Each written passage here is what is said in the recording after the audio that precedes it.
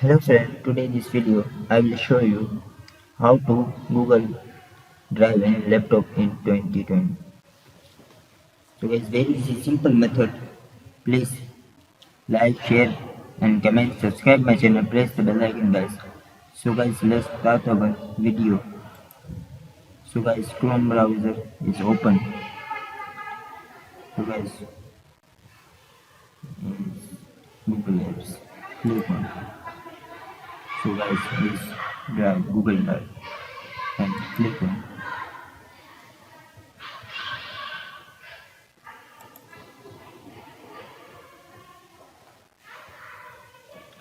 So guys, my network is slow.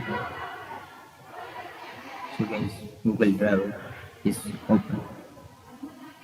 PDF guys.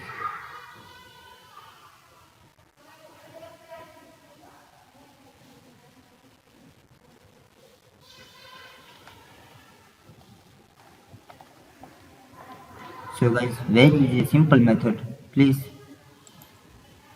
how to open Google Drive in laptop in 2022. So guys, very easy simple method. Please like, share and comment, subscribe my channel, press the bell icon guys. Thank you for watching my video.